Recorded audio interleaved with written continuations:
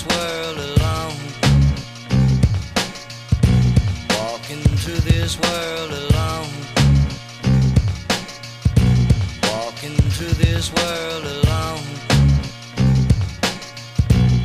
Now you can see me. Yes. Now we're here to refresh people on a little bit of a story that you gave me a while back about how you were raped. Now refresh me a little bit. Start back in the beginning and just give a quick refresher to everybody. Well, I'm Shayla Anderson. I'm John Anderson's niece. I did a show with him about Troy Bork. He molested me when I was 11 until I was 12. He was my mother at the time's boyfriend. He was my stepbrother. I had met him at my auntie's wedding. He came to stay with us for a little bit, and one night he decided that he was going to get me to suck him off, as he called it, and that's how it all started. Sorry. He just... So you tried to lay charges against him, though, and the police did nothing. Yeah, they didn't do anything. We actually had a part where Ricky had assaulted my mother by choking her out. And, well, so the RCMP was called, and I tried to tell an officer that had showed up at the house that Ricky's son, Troy Bork, was molesting me. And he said he didn't believe me. And I kind of just said, okay, well, why would I tell anybody else if somebody, like an RCMP officer, isn't going to believe me? So this officer was just pretty much lazy and just didn't want to do anything about it. Yes. So tell them then, once you told me that, we did the story, tell them what I did tell them what I did for you after I heard that. My Uncle John, president of Buaka, decided to call Grand Prairie RCMP. And he had talked to an officer named Constable Sanakopoulos, female. She got a call from my uncle. My uncle stated my situation, what had happened, how it happened, and then they told my uncle that they were going to call me. And they did, the same day. So they wanted me to come in and do a statement, and I did. And then we waited about a year or so, and I went to court. That's right. So after hearing something like that, I took it into my own hands and decided to get something done about it and make sure the charges were pressed, right? Considering that you had a really good tight statement, so, you know, and then he went to court because, of course, you waited so long. It took so long, he got a stay conviction, right? That's what it was? Yes. So there was a warrant out for his arrest, Alberta-wide. Oh yeah, that's right. And people in Lac La Biche had found him. My constable, Sanakopoulos, contacted me, said that they had Troy in their custody. Troy... That was part of the reason why it took so long, is because he was on the run at the time. Yes, he was on the run. He was hiding because his uncle Stanley had seen the video and contacted my mother and said, "You're going to pay for this. We're not going to stand for this, you talking trash about our family." And I said, well, if that's how you want to be about this, then you can say all you want. Troy was not supposed to have contact with me. His sisters were not supposed to have contact with me. None of his family was supposed to have contact with me. His sister, Samantha... They would contact you on Facebook and make threats to you and bully you and so on. I had actually got a threat from his sister, Samantha, saying that I'm going to be waiting for you outside the courthouse. I'm going to teach you a lesson on about lying about my family. And I said, okay, well, I'm worried. I am. I'm not going to lie. I was scared for my life because of what this family had done to me and my mother. Oh yeah, I've heard this, and the details are really gruesome, and so what I'm going to do is I'm also going to upload again that video that you gave me, that interview that we did from like 2 years ago, I think it was, 3 years ago. Upload it back up so everybody can hear that story or see that story. And I just wanted people to know that that's how far that we'll go for Buaka. Not even for just family members, but for people within the community and people that are going through stuff online. That's how far we'll go. And I am going to tell every male, female out there, if you have had something happen to you, molestation, abuse, relationship abuse, mental abuse, physical abuse, get out of that relationship if you are in one.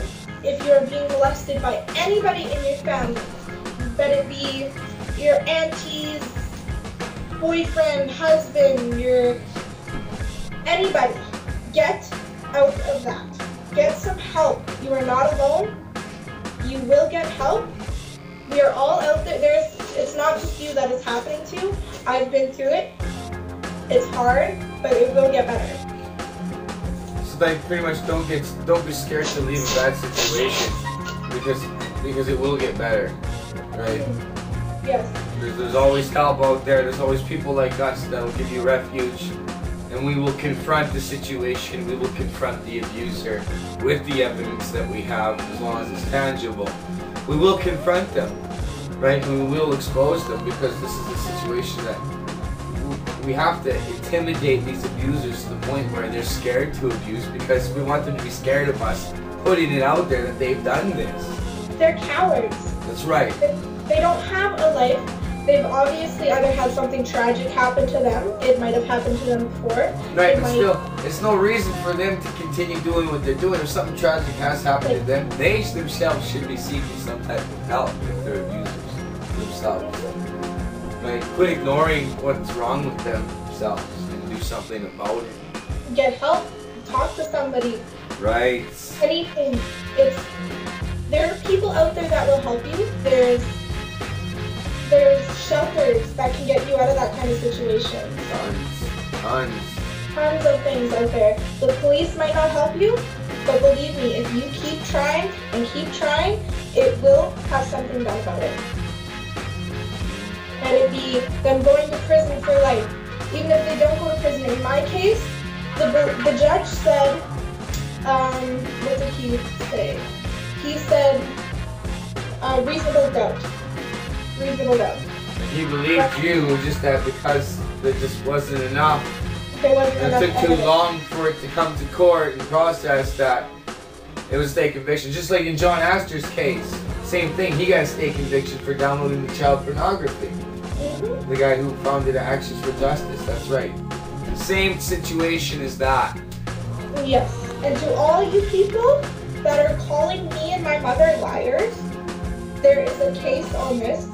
You can go and search it up on Google. Yeah. You can go to the courthouse here in Grand Prairie. Well, it would be illegal for us to even talk about something that was illegitimate like that. We could Yes. possibly be sued for it if it was false Yes. and defamatory.